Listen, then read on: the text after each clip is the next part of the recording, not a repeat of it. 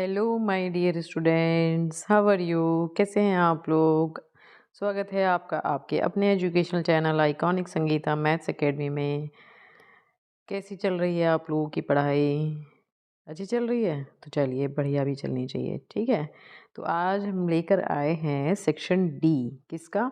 जो क्लास 7 का मैंने एक सेशन एंडिंग एग्ज़ाम का सैम्पल पेपर डालना स्टार्ट किया था, उसका हम सेक्शन ए बी और सी कर चुके हैं। ठीक है, और उसके आगे अब हम क्या करने हैं, सेक्शन डी के सॉल्यूशंस आज हम देखने वाले हैं। ठीक है, तो देखिए हमारे पास फर्स्ट क्वेश्चन है, question number 23। Manoj denotes ₹2000 to a school, the interest on which is to be used for awarding 5 scholarship of equal value every year. If the donator earns an interest of 10% per annum, find the value of each scholarship. What value depicted from this? तो इसे क्या value आप depict करते हैं ये भी आपको बताना है। ठीक है, तो देखिए हमें क्या क्या गिवन है। हमें गिवन है कि मनोज ने कितना मनी डोनेट किया है, 2000 रुपीज़। ठीक है, कितने 1 ईयर के लिए, और कितने उस पर रेट ऑफ इंटरेस्ट चलेगा, वो चलेगा 10% का। ठीक है, और क्या है, also the interest on which is to be use for awarding 5। जो भी इंटरेस्ट मिलेगा हमें यहाँ से 10 इस पर, है ना, जो भी इंटरेस्ट हमें मिलेगा वो 5 स्कॉलरशिप में डिवाइड कर दिया जाएगा इक्वली। ठीक है, क्या देखिए क्वेश्चन में यहाँ दिया हुआ है इस तरह से, ये देखिए ये जो 2000 डोनेट किया है, इंटरेस्ट जो भी आएगा इस पे is to be use for awarding 5 scholarship of equal value every year, है ना। 5 लोगों को उससे स्कॉलरशिप जाएगी, जो भी इंटरेस्ट बनेगा उसको इक्वली डिवाइड करने के बाद। ठीक है, तो इन्होंने इसमें पूछा है कि क्या कहते हैं, find the value of each scholarship. हर एक स्कॉलरशिप की हमें वैल्यू निकालनी है। ठीक है, तो देखिए हम इंटरेस्ट निकाल लें पहले। तो सिंपल इंटरेस्ट का फॉर्मूला क्या होता है, principal into rate into time upon 100 होता है। तो प्रिंसिपल हमें कितना दिया है, 2000, रेट कितना दिया है 10%, और कितने टाइम के लिए, 1 ईयर के लिए हमें यहाँ पे निकालना है। तो ये हमने रख दिया। तो हमारे पास जो इंटरेस्ट आया ईयरली वो कितना आया, 200 रुपीज़ का आया। ठीक है, तो ये हमारे पास हो गया total interest of first year, ये ₹200 हो गया। अब इसको क्या करना है, 5 स्कॉलरशिप में डिवाइड करना है। तो हर एक को कितनी स्कॉलरशिप मिलेगी, therefore the value of each scholarship निकालने के लिए आप क्या करेंगे, इसको 5 से डिवाइड कर देंगे, क्योंकि 5 में उसको डिवाइड करना है ना, 5 लोगों में देना है। तो इट मीन्स हर एक को 40 रुपीज़ की स्कॉलरशिप मिलेगी। ठीक है, और इसका जो डिपिक्ट करनी है वैल्यू, वो आपका होता है कि आप अपने हिसाब से उसका जो भी आपको लगता है कि इसका आंसर देना चाहिए वो आपको अपने वर्ड्स में देना है। ठीक है, नेक्स्ट क्वेश्चन है हमारे पास, इसमें फाइंड -8/19 प्लस -2/57। इसको आपको सॉल्व करना है। ठीक है, तो जनरली इस तरह के क्वेश्चंस में हमें क्या करना होता है, एलसीएम निकालना होता है। ठीक है, यहाँ देखिए अगर हम 57 और 19 की बात करें तो 19 का अगर हम टेबल देखें तो 19 इंटू 3 कितना होता है, तो हमारा 57 होता है। तो हम इसको थोड़ा एक और इजी मेथड से, क्या अगर हम एलसीएम लेके करेंगे तो भी यही रहेगी। ठीक है, तो हमने 3 से क्या करा, ऊपर नीचे मल्टीप्लाई कर दिया। तो -8 इंटू 3 अपॉन 19 इंटू 3। तो 8 3 ज़ा 24, 19 3 ज़ा 57, और ये प्लस और माइनस सॉल्व होके क्या हो जाएंगे, जब हम इसको हम सिंप्लीफाई करेंगे वो माइनस आ जाएगा। तो अब आप एलसीएम ले लीजिए। एलसीएम क्या होगा, 57, यहाँ से हमें क्या मिल रहा है, -24, ये -2, है ना।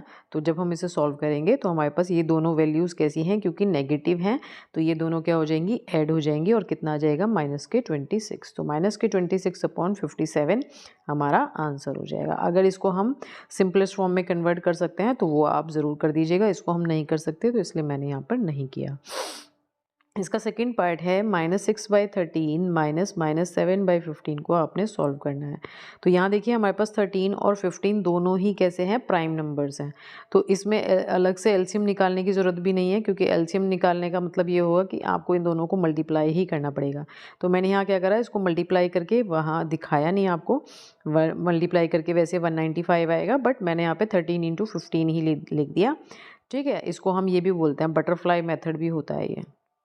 इसको हम फ्रैक्शंस के क्वेश्चन को सॉल्व करने के लिए बटरफ्लाई मेथड होता है। तो मैंने क्या करना, इसमें जो भी हमें डिनोमिनेटर्स दिए इनको हम मल्टीप्लाई कर देंगे, और ये ऐसे क्रॉस हम मल्टीप्लिकेशन कर देंगे। तो -6 इंटू 15 ठीक है। और ये देखिए हमारा ये वाला जो माइनस माइनस है, ये माइनस और माइनस, माइनस और माइनस जब मल्टीप्लाई होते हैं, इस ब्रैकेट का मतलब है मल्टीप्लिकेशन, तो जो रिजल्ट आता है वो पॉजिटिव आता है। तो यहाँ पर हमारा ये माइनस माइनस क्या होगा, +7 होगा और उसकी 13 के साथ मल्टीप्लाई हो जाएगी। तो 15 6 जा क्या हो जाएगा 90, है ना, और 13 7 जा क्या होता है 91। तो हमारे पास कितना आ गया, -90 + 91/195। अब आप इसको मल्टीप्लाई कर लीजिए, तो -90 + 91 को सॉल्व करेंगे, कितना आएगा 1 आएगा, तो 1/95 इज़ द आंसर। ठीक है। नेक्स्ट क्वेश्चन है हमारे पास इसमें, express the number appearing in the following statement in standard form. इनमें हमें जो भी नंबर्स दिए हुए हैं उन्हें एक स्टैंडर्ड फॉर्म में लाना है। स्टैंडर्ड फॉर्म का मतलब होता है उनको आप पावर्स के फॉर्म में डाल दीजिए अगर कोई नंबर बहुत बड़ा है। तो देखिए पहला हमारे पास इसमें क्या दिया है, in a galaxy there are on an average इतने स्टार्स होते हैं, है ना। इसको हम क्या बोल सकते हैं, देखिए ये हमारा मिलियन होता है, ये बिलियन होता है, इसको हम 100 बिलियन कह सकते हैं। तो 100 बिलियन को अगर हम स्टैंडर्ड फॉर्म में लिखेंगे तो स्टैंडर्ड फॉर्म में इसे हम कैसे लिखते हैं, देखिए हमें क्या करना है, ये देखना है कि 1 के बाद हम डेसिमल लगाएं, क्या जो लेफ्ट से एक डिजिट है उसके बाद हमें डेसिमल लगाना है। अब उस जहाँ पे आप डेसिमल लगाएंगे उसके आगे की नंबर ऑफ डिजिट्स या ज़ीरो जो भी दिए हैं उन्हें काउंट कर लीजिए। तो कितनी है देखिए 1 2 3 4 5 6 7 8 9 10 11। तो इसलिए इसको हम क्या लिख देंगे 1 × 10⁻11 स्टैंडर्ड फॉर्म हो जाएगी इसकी। ठीक है। नेक्स्ट है हमारे पास इसमें क्या है, the universe is estimated to be about, ये देखिए अब हमारे पास 12 बिलियन हो गया, है ना, ईयर्स ओल्ड। अब इस 12 बिलियन को जो हम स्टैंडर्ड फॉर्म में लिखेंगे तो हमें क्या करना है, वही मैंने आपको जैसे पीछे बताया 1 पॉइंट यहाँ लगना है, तो 1 2 3 4 5 6 7 8 9 10, तो 1.2। अब क्योंकि यहाँ पे पॉइंट के बाद एक डिजिट दी है तो आपको 1.2 लिखना होगा, वहाँ पर 1 के बाद 0 ही थी इसलिए हमने उसे 1 × 10⁻11 लिख दिया था। ठीक है। अगर नंबर ऑफ डिजिट्स ज़्यादा होंगे तो आप वो भी कर सकते हैं। अभी नेक्स्ट एक क्वेश्चन आएगा उसमें देखेंगे, the distance of the sun from the centre of the Milky Way galaxy is estimated to be, ये है देखिए कितनी बड़ी वैल्यू है ये। ठीक है। तो ये हमारे पास क्या हो जाएगी, अब देखिए 3 के बाद हमारा डेसिमल लगेगा तो 1 2, और ये ग्रुपिंग कर लीजिए 1 2 3 4 5 6, तो 6 × 3 कितना हो गया 18 हो गई, 18 0 हो गई। ठीक है। और 19 20, तो 18 यानी 3 × 10⁻20 इसको हम लिखेंगे स्टैंडर्ड फॉर्म में। ठीक है। नेक्स्ट है हमारे पास, the earth has 1,353,000,000 cubic kilometre of sea water. Earth के पास इतना क्यूबिक किलोमीटर वाटर है। तो इसमें देखिए फिर क्या करना है, हमें 1 के बाद डेसिमल लगाना है। अब जो नंबर ऑफ यहाँ पे डिजिट्स दे रखी हैं उन्हें तो आप लिखेंगे ही लिखेंगे, बट 1 के बाद जब डेसिमल लग जा रहा है तो 1 2 3 4 5 6 7 8 9, तो आपको जब डेसिमल में लिखना है तो उसको लिखना है ऐसे, ये सारी डिजिट्स तो लिखी जाएंगी और इंटू 10⁻9 क्यूबिक किलोमीटर। ठीक है। नेक्स्ट क्वेश्चन आता है इसमें, from the sum of this this and this subtract the sum of this and this. इनके सम में से इसके सम को माइनस करना है। तो पहले हम इनका सम निकाल लें, है ना। तो मैंने यहाँ क्या करा, इनका सम निकाल दिया, इन सबको लिख दिया मैंने कॉलम। आपको इससे पहले वाले मैंने एक वीडियो बनाया था उसमें भी मैंने आपको बताया था कि आप सिंपली भी ऐड कर सकते हैं। ठीक है। इनको यहीं पर प्लस लगा के, ठीक है, या फिर ऐसे कॉलम में ऐड कर सकते हैं, जो भी आपको लगे कि आप ज़्यादा कंफर्टेबल हैं जिसमें आप उस मेथड को कर सकते हैं। तो यहाँ देखिए यहाँ पर हमें दिया है +2 और यहाँ पे दिया है -1, तो +2 और -1 सॉल्व करेंगे तो 1 आएगा, तो ये हो जाएगा 1z²। ठीक है। अब ये देखिए -1 +1, तो ये तो आपस में हो गए कैंसिल, है ना, और ये क्या बचा हमारे पास खाली 3yz, तो 3yz हो गया। अब ये क्या है -1 और ये +2, तो +2 -1 फिर सॉल्व करेंगे तो 1 आएगा। तो ये तो हमारे पास हो गया उस जो शुरू में दिए थे उनका एडिशन। ठीक है। नेक्स्ट अब इसका और इसका एडिशन निकालना है, तो 3y माइनस, अच्छा एक चीज़ ध्यान रखिएगा, जो हमारी लाइक टर्म्स हैं उसको उसी के नीचे रखिएगा, जैसे y² के नीचे y², z² के नीचे z², yz के नीचे yz। ठीक है। अब देखिए हमें इसमें यहाँ पे क्या करना है, यहाँ देखिए ये +1 है, ये -1 है, तो ये तो हो गए कैंसिल, 0 हो गया। ये क्या है +3 है, ये -1 है, तो +3 -1 सॉल्व करके कितना आएगा +2, तो ये +2 हो गया। यहाँ पर yz की कोई टर्म नहीं दी है तो ये yz एज इट इज़। तो अब इन दोनों को सम करके ये आ गया। अब हमें क्या करना है, इसको ये वाला जो हमारा है इसको हमें उसमें से सब्ट्रैक्ट करना है, ठीक है। यानी subtract 2y² plus YZ from this, जो हमारे पास पहले तीनों वाले का सम आया था। तो y² plus 3yz plus z² minus 2y² plus yz। अब जब हम सब्ट्रैक्ट करते हैं तो ये ध्यान रखिएगा, एडिशन में तो हमें नीचे कोई चेंजेस नहीं करने। जब हम सब्ट्रैक्ट करते हैं तो जो भी यहाँ पर हमें वैल्यू दी होगी उसके हम साइन चेंज कर देंगे। तो ये पॉजिटिव दिया है तो मैंने इसे नेगेटिव कर दिया, ये भी पॉजिटिव दिया है तो इसे भी नेगेटिव कर दिया। तो अब देखिए जब हमने इसे नेगेटिव कर दिया, ये मैंने यहाँ साइन लगाए हुए हैं, तो ये तो हो गया +1 और ये है -2। तो +1 और -2 सॉल्व करेंगे तो कितना आएगा, -1 आएगा। ये कितना है, +1 सॉरी +3 है ये, और ये कितना है -1।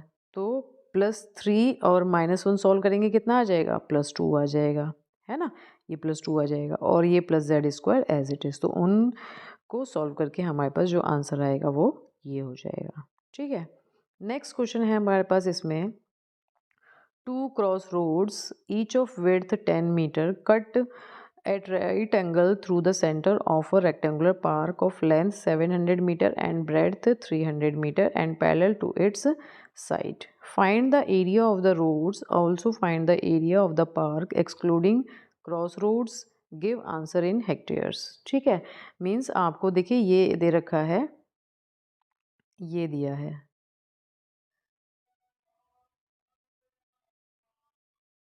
ठीक है। ये एक पार्क दिया है जिसमें ये 2 क्रॉस रोड्स क्या करिए आपस में एक दूसरे को 90 एंगल पे कट करिए, और ये जो विड्थ हमें दे रखी है ये 10 दे रखी है।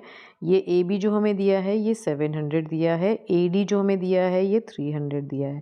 तो अब ये कह रहे हैं कि इसका एरिया बताइए कितना होगा, इस रोड का एरिया क्या होगा। तो देखिए इस रोड का एरिया निकालने के लिए हम क्या करें, अगर हम इसका एरिया निकाल दें, है ना, एक बार फिर से बना लेती हूँ, अगर हम इसका एरिया निकाल लें और इसका एरिया निकाल लें, है ना।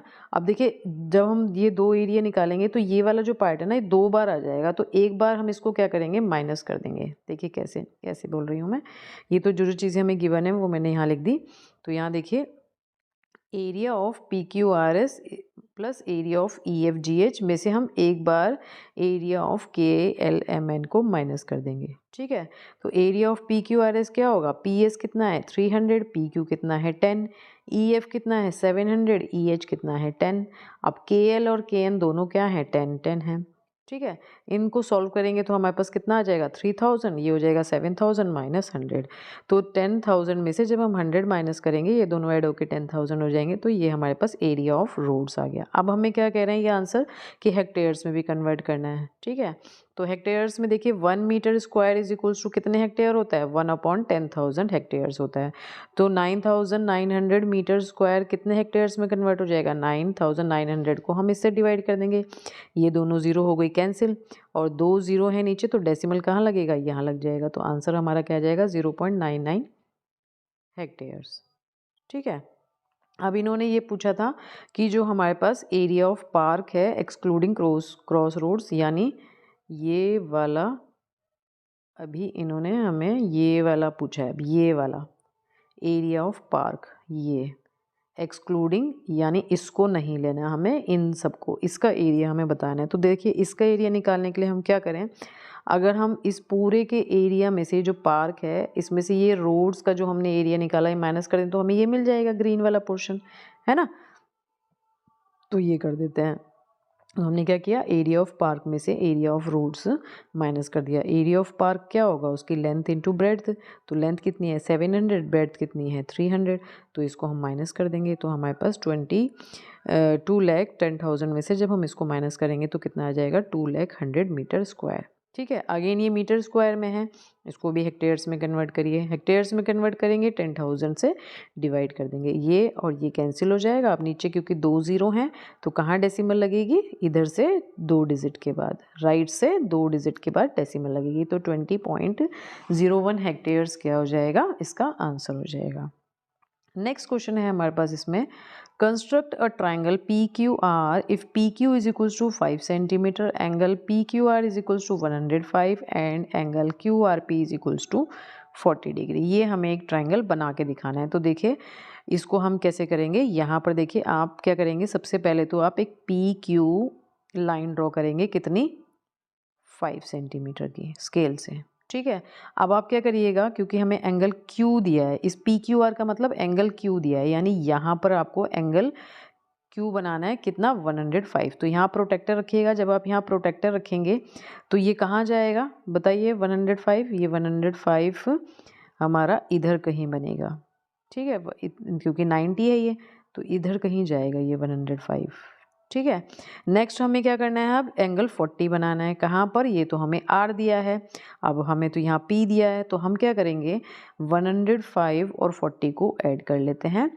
कितना हो जाएगा 5 और ये हो गया 4, 145। अब क्योंकि हमारे पास, क्योंकि ये ट्राइंगल है, ट्राइंगल्स के तीनों एंगल्स का सम कितना होता है 180, तो 180 में से 145 को आप कर लीजिए माइनस, तो कितना आ जाएगा 5, 7 - 4 = 3, तो 35 मिला। यानी ये हमें क्या मिला है, एंगल पी मिला है, कितना 35। तो अब हमें जब एंगल पी 35 मिल गया, तो अब आप यहाँ प्रोटेक्टर रखिएगा ऐसे, और इधर की तरफ देखिएगा कि हमारे पास 35 मिलेगा। ठीक है। तो जब आप यहाँ से 35 एंगल बनाएंगे, ये वाला एंगल कितना है 105 डिग्री। जब आप ये बनाएंगे तो इसको आप क्या करिएगा, इन दोनों लाइंस को आपस में ज्वाइन कर दीजिएगा। ठीक है, एक बार फिर से देख लीजिए फेयरली। ये लाइन हमने पी क्यू बनानी है, पी क्यू। यहाँ पर आप 105 का एंगल बना देंगे प्रोटेक्टर से। ठीक है, क्योंकि ये एंगल सारे प्रोटेक्टर से ही बनेंगे, और यहाँ पर आप क्या करेंगे 35 का एंगल बना देंगे।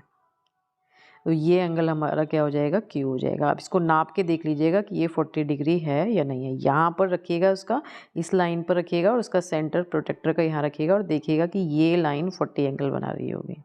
ठीक है, तो इस तरह से ये कंस्ट्रक्शन होना है। ठीक है, जो जो आप स्टेप करते जाएंगे उसे उसे आप लिखते भी जाइएगा। नेक्स्ट क्वेश्चन है हमारे पास इसमें, 3 cubes each with 2 centimeter edge are placed side by side to form a cuboid. Make an oblique sketch and find its length, breadth and height. यानी ये कह रहे हैं कि आपको क्या करना है, ये एक हमें क्यूब दिया है जिसकी लेंथ, ब्रेड्थ और हाइट हमें पता है, क्यूब है तो सारी सेम होंगी। ऐसे हमने 3 एक साइड बाय साइड प्लेस कर दिए। तो अब ये कह रहे हैं कि इसकी आप हाइट बताइए, है ना, ब्रेड्थ बताइए और लेंथ बताइए। तो देखिए 2 सेंटीमीटर ये वाला, 2 सेंटीमीटर ये वाला, 2 सेंटीमीटर ये वाला, ये कितनी हो गई इसकी लेंथ, 2 + 2 + 2 6 सेंटीमीटर हो गई। हाइट तो सेम ही रहेगी, क्योंकि हाइट में तो कोई चेंजेस नहीं हुए, तो हाइट हमारी क्या आएगी 2 सेंटीमीटर ही आएगी। और जो ब्रेड्थ है उसमें भी कोई चेंजेस नहीं हुए, तो ब्रेड्थ भी क्या रहेगी 2 सेंटीमीटर ही रहेगी। तो ये इसका स्केच हो गया, और ये इन्होंने जो पूछे हैं इसके डायमेंशंस वो हो गए। ठीक है, नेक्स्ट और लास्ट क्वेश्चन आता है इसमें, draw wherever possible a rough sketch of a triangle with both line line मतलब लाइन सिमेट्री और रोटेशनल सिमेट्री, उसकी बात हो रही है। ठीक है, जिसमें लाइन सिमेट्री और रोटेशनल सिमेट्री दोनों हो, ऑर्डर क्या हो उसका मोर देन 1 हो। तो देखिए ये तो हो गई लाइन सिमेट्री। अगर हम इस ट्राइंगल को हमने क्या करा, ड्रॉ कर लिया, ये हमारा ट्राइंगल इक्विलेटरल होना चाहिए तभी होगा ऐसा। ठीक है, तो हमने यहाँ पे ड्रॉ कर लिया, ये हमारी 3 क्या मिल जाएंगी, लाइन सिमेट्री मिल जाएंगी। ठीक है, और अगर हम रोटेशनल सिमेट्री की बात करें तो हमने ये एक ट्राइंगल लिया इक्विलेटरल, अगर हम इसको ऐसे 60 एंगल पे टर्न करेंगे तो देखिए ये मैंने एक यहाँ पे छोटा सा सर्कल बनाया जिससे पता चले कि ये वाला कहाँ मूव हुआ, 60 एंगल पे यहाँ मूव हुआ। ठीक है, इससे ये मिला। देन अगेन हमने 60 एंगल पे मूव किया, तो ये कहाँ चला गया, यहाँ पर चला गया। ठीक है, तो एक बार और करेंगे इसको, है ना, तो ये यहाँ चला जाएगा यानी वापस इसी पे आ जाएगा। तो कितने हुए 1 2 3 हो गए, है ना, मोर देन 1 हो गई। मतलब अब हमें ज़रूरी नहीं है कि ये वाला हम दिखाएं, बट उन्होंने मोर देन 1 की बात करी थी तो हमने यहाँ पर इसको भी दिखा दिया। तो क्या हो जाएगा इसका, an equilateral triangle has both, इसकी लाइन और रोटेशनल दोनों सिमेट्री कैसी होंगी, मोर देन 1 होंगी, जिसका ऑर्डर क्या होगा, मोर देन 1 होगा। ठीक है, नेक्स्ट इन्होंने पूछा है, कैसा triangle with only line symmetry and no rotational symmetry of order more than 1, जिसमें सिर्फ लाइन सिमेट्री हो और जो रोटेशनल सिमेट्री वो हो ही ना। तो ऐसा हमारा क्या हो सकता है, एक आइसोसेलेस ट्राइंगल हो सकता है। ठीक है, जिसमें सिर्फ यही क्या होगी, लाइन सिमेट्री होगी, एक ही होगी, क्योंकि ये हम इसको ऐसे इसके ऊपर पलट देंगे, ऐसे उसके ऊपर पलटेंगे तो ये वाला पोर्शन इसके ऊपर आ जाएगा, है ना, इससे ज़्यादा हो नहीं सकती। और रोटेशनल सिमेट्री में क्या होगा, रोटेशनल सिमेट्री में तो हमें से पूरा 360 पे ही घुमाना पड़ेगा, तभी ये हमारे को वापस मिलेगा। ठीक है। तो an isosceles triangle has only one line symmetry and no line symmetry of order more than one. ठीक है। तो आइसोसेलेस ट्राइंगल एक ऐसा ट्राइंगल है जिसके सिर्फ लाइन सिमेट्री वन ही होगी और रोटेशनल सिमेट्री कोई भी नहीं होगी उसमें। ठीक है, मतलब मोर देन वन नहीं होगी रोटेशनल सिमेट्री, सिर्फ एक ही बन रही है यहाँ पे ये। ठीक है। तो ये हमारे पास आज हमने सेक्शन डी के सॉल्यूशंस देख लिए हैं, मतलब कर लिए हैं सॉल्व। इनको वीडियो के साथ साथ देखते रहिएगा, जहाँ भी आपको लगे कि कुछ चीज़ें समझ में नहीं आ रहे हैं तो पॉज करके आप उसको ध्यान से देखिए कि वहाँ पर मैंने उसको किस तरह से सॉल्व किया है। अगर आपको फिर भी कोई डाउट रहता है तो आप मुझे कमेंट करके भी पूछ सकते हैं। ठीक है। तो आई होप आप लोगों को ये वीडियो अच्छा लगा हो। अगर अच्छा लगा है तो प्लीज़ इसे लाइक करें, और अगर अभी तक आप लोगों ने मेरे चैनल को सब्सक्राइब नहीं किया है, क्योंकि आप लोग वीडियोस तो देखते हैं बट चैनल सब्सक्राइब नहीं करते, नहीं किया है तो प्लीज़ कर लीजिए, क्योंकि मैं इसी तरह के हेल्पफुल वीडियो आपके लिए लाती रहती हूँ। और अपने फ्रेंड्स के साथ भी ज़्यादा से ज़्यादा इसे शेयर करिए, जिससे वो भी इससे बेनिफिट उठा सकें। तो मिलते हैं नेक्स्ट वीडियो में, तब तक के लिए बाय।